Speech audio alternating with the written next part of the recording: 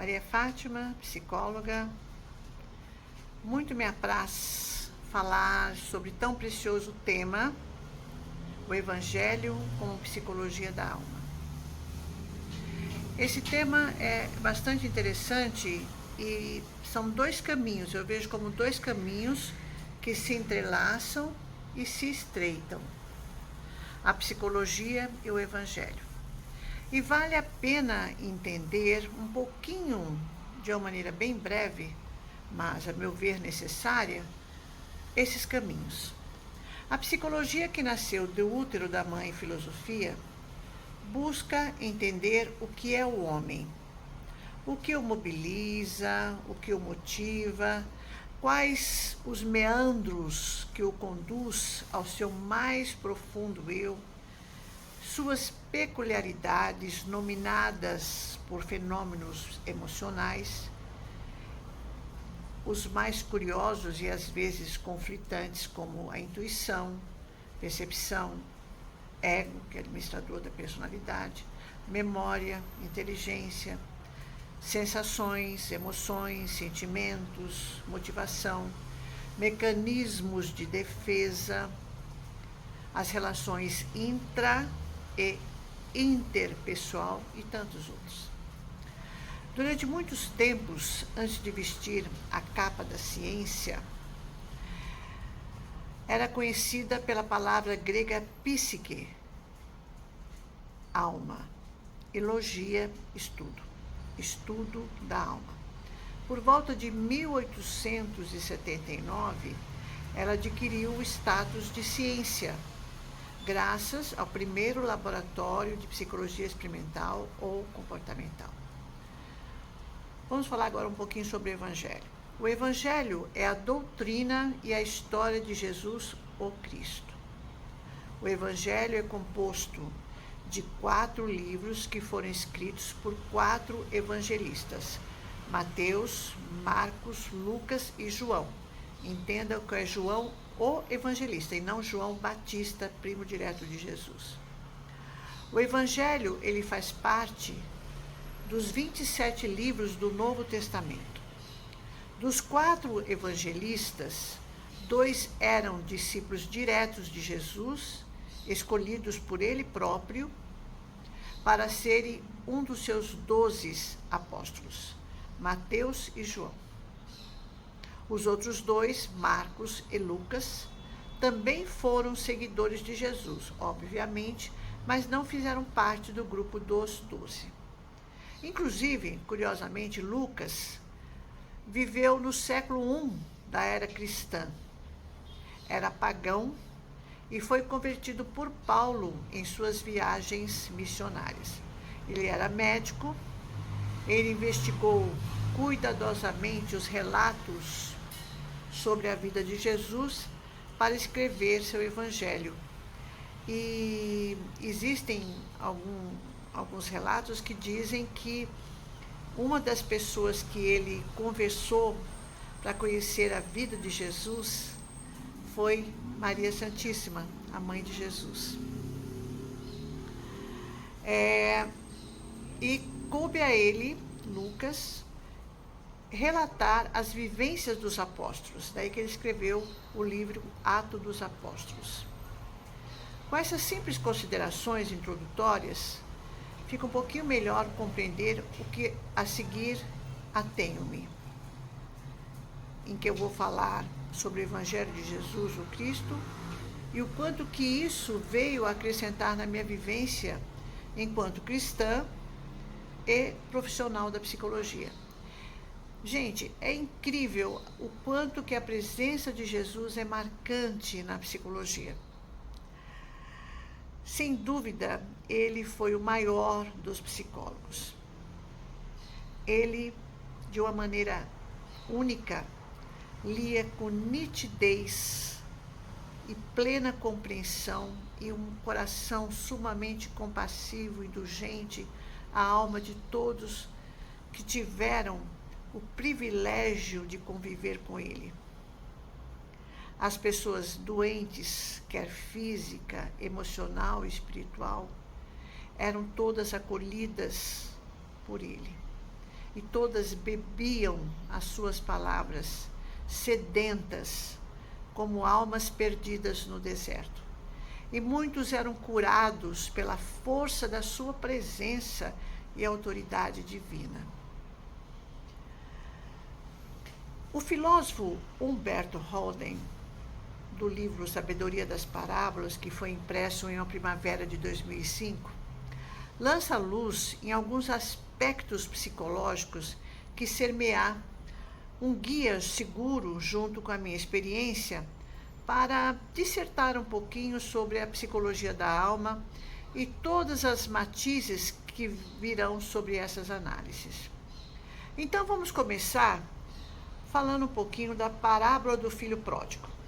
Então vamos lá. Um homem muito próspero tinha 2 filhos. O mais novo, com aproximadamente 15 anos, no auge da sua juventude, e pede a seu pai a parte da herança que lhe cabia. O pai repartiu e deu a parte que lhe cabia. O jovem parte para uma terra longínqua, como se diz, lança-voo, né? E em pouco tempo esbajou a sua fortuna em uma vida dissoluta, irresponsável. Passado não muito tempo, sobreveio uma grande fome naquele país e ele começou a sofrer necessidade. Foi então trabalhar para cidadãos da terra. O empregador o mandou alimentar os seus. Então vamos começar pela parábola do filho pródigo. Um homem muito próspero tinha 2 filhos. O mais novo, com aproximadamente 15 anos, no auge da sua juventude, adolescente, pede ao pai que lhe dê a sua parte da herança. O pai observa e reparte a parte que cabia ao jovem. O jovem parte para uma terra longínqua, alça voo, e, em pouco tempo, esbanjou a sua fortuna em uma vida totalmente irresponsável, como se diz, né? Sem lenço, sem documento.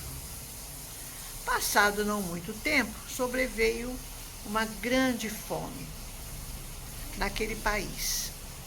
E ele começou a sofrer necessidade, a passar fome mesmo. Foi então trabalhar para cidadãos daquela terra. Um dos empregadores o mandou alimentar os seus povos. E enquanto os animais comiam fartamente, o jovem ansiava também encher a sua barriga. A sua barriga estava faminto. Nem que fosse com restos da ração dada aos porcos. Mas o seu empregador era tão egoísta que não lhe deu alimento. Ou seja, ninguém lhe dava nada.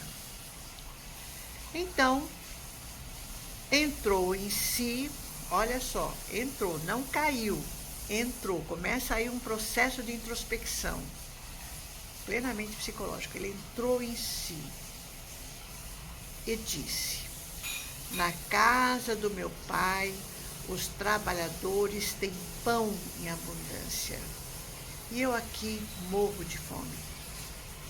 Levantar-me-ei, resoluto, disse, levantar-me-ei e irei ter com meu pai. E lhe direi: pai, pequei contra o céu e diante de ti. Já não sou digno de ser chamado teu filho. Trata-me tão somente como um dos seus trabalhadores. Assim pensando, levantou-se, pois, e foi em busca do seu pai. Qual não foi a alegria do pai ao avistar ao longe o filho e, movido pela compaixão, o abraçou e beijou. O filho dizia: pai, pequei contra o céu e contra ti. Não sou digno de ser chamado teu filho. No entanto, o pai chamou os servos, que lhe trouxeram roupas limpas, calçado, e um novilho gordo foi preparado, e até um anel de pedra preciosa o pai lhe pôs no dedo. E naquele dia aconteceu uma linda festança. E o pai jubiloso dizia: todos vamos comer e beber fartamente, porque este meu filho estava morto e ressuscitou, andava perdido e foi encontrado. O filho mais velho, indignado, enciumado, ficou e não quis participar da festa. E o pai tentava convencê-lo a festejar, e ele disse: pai, há tantos anos te sirvo e nunca transgredi nenhum mandamento teu, e nunca me deste um cabrito para festejar com meus amigos. Mas logo que esse teu filho, olha, não falou nem irmão, hein? Que esse teu filho que dissipou os teus bens com irresponsabilidades, até meretrizes, lhe mandaste preparar um novilho gordo? O pai, sensibilizado com a amargura do filho mais velho, lhes diz: meu filho, tu estás sempre comigo, e tudo que é meu é teu. Mas não podíamos deixar de celebrar, pois o teu irmão estava morto e reviveu, andava perdido e foi encontrado. Geralmente, essa história que Jesus contou não retrata meramente a misericórdia de Deus, que é óbvio que o Pai aí, questão, é o nosso Pai Celestial, Deus nosso Pai Celestial. Então, veja, não é meramente a misericórdia de Deus diante do filho que erra e arrependido volta à casa do Pai. Há nas suas entrelinhas uma profundidade muito preciosa, muito sublime. Diria até que não se trata de uma parábola que tem aí um contexto moral, mas sim mostra a evolução ascensional do homem e a epopeia multimilenar da própria humanidade. Vamos pensar juntos para a gente chegar aí.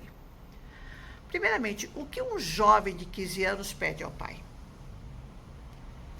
Será que naquela época era diferente do que é hoje? Será que o jovem de 15 anos vai chegar para o pai e vai pedir a herança em dinheiro? Não sei, tenho minhas dúvidas.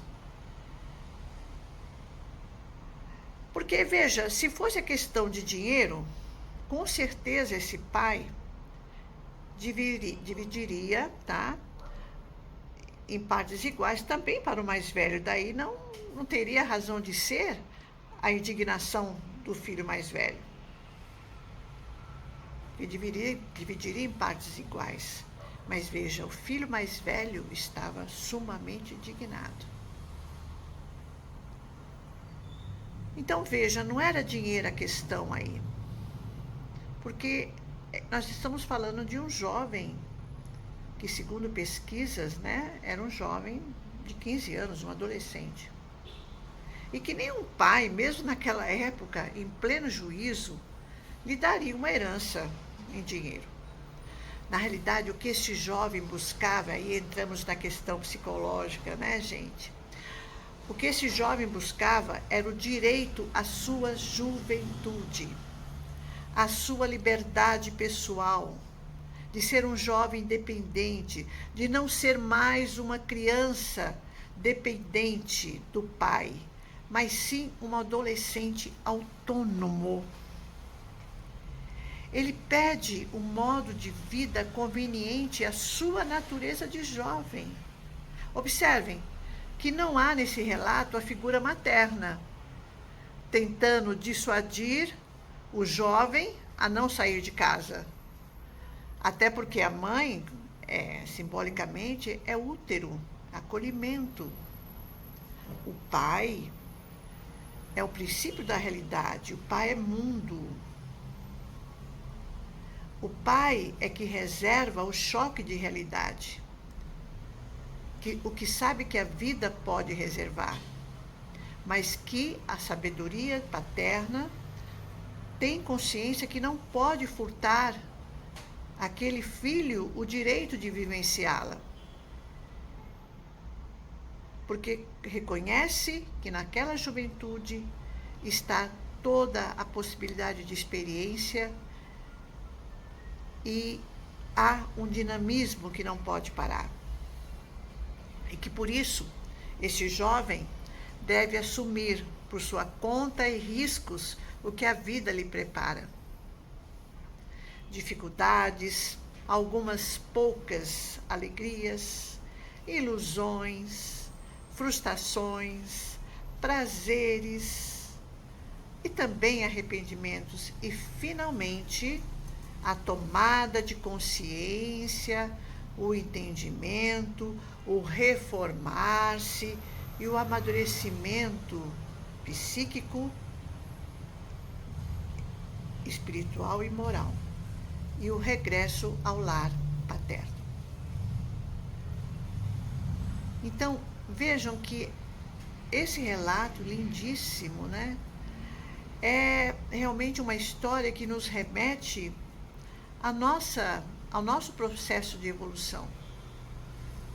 Quando o nosso Pai Celestial, pelo livre-arbítrio, nos concede a possibilidade das escolhas. Quanto ao irmão mais velho, o que ele realmente aprendeu com a vida?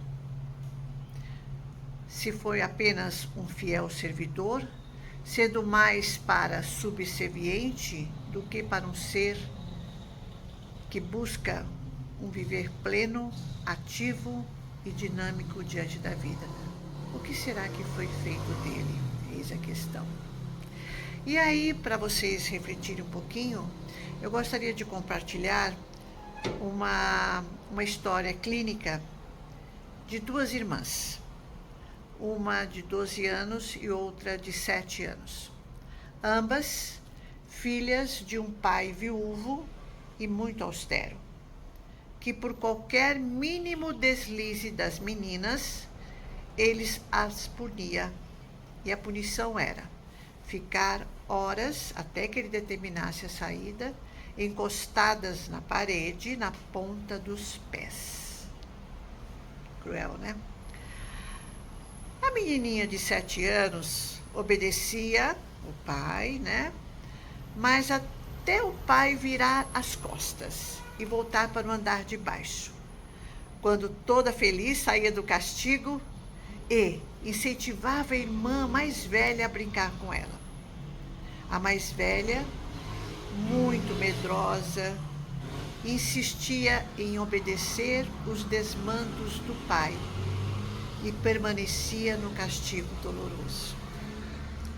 Passaram-se alguns anos, ambas mulheres adultas, sendo que uma delas era vítima de sérios problemas emocionais e até psiquiátricos, uma depressão terrível, ansiedade generalizada e muito, muito medo da vida.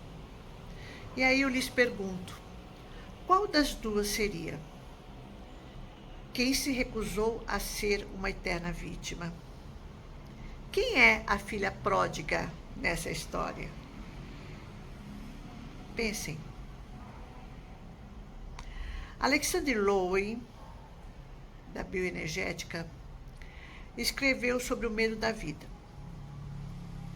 O quanto as nossas neuroses têm muito a ver com as nossas ânsias de amar e ser amado, que são impeditivos de nos autorrealizarmos e que muitas vezes nos petrifica diante dos estresses e das intracobranças, que o processo de viver com certeza nos custa. Afinal, essencialmente, a neurose nada mais é que um conflito interno em que a pessoa é prisioneira do conflito entre o que ela é e o que acredita que deveria ser. Nesse complexo processo, que é inconsciente, perde-se a sua individuação e, consequentemente, a si mesma. E aí me ocorre a parábola da candeia, em que Jesus nos convida a refletir sobre o nosso papel ativo, sobre o que vamos nutrir em nós para sermos luz. Se a nossa luz será escondida sobre uma cama, ou se a colocaremos no mais alto móvel para que ilumine o entorno.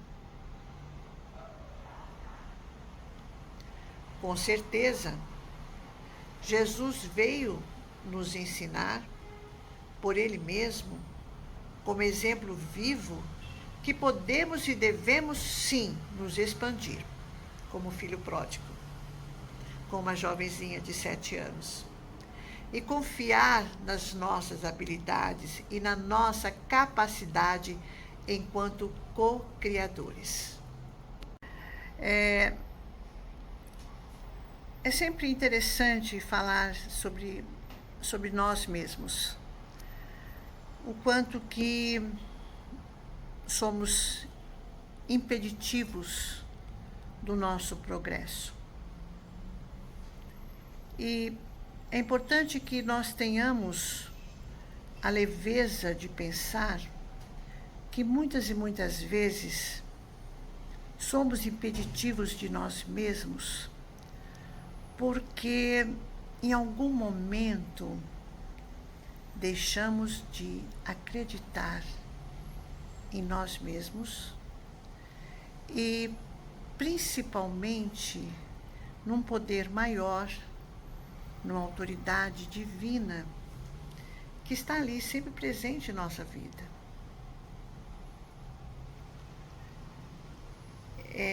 Nós somos um corpo físico,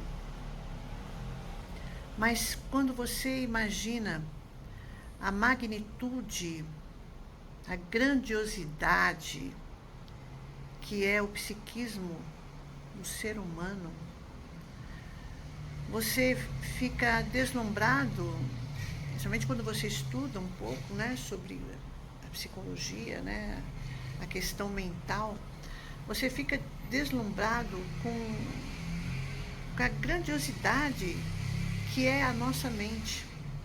O quanto podemos construir e destruir. E que isso depende apenas de nós.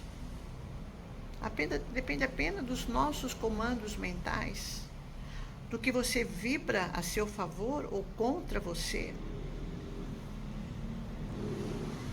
É importante que você se conheça, que você ouça aquela sua voz interna que muitas vezes ela fala com você, mas você está tão atordoado pelo movimento da vida que você não presta atenção. Ouça a sua voz interior. Com certeza essa voz interior, ela é eco, ela é um eco da própria voz de Deus, que vem através da espiritualidade amiga, acolhedora, esclarecedora, e que está ali, né? Sempre perto de nós.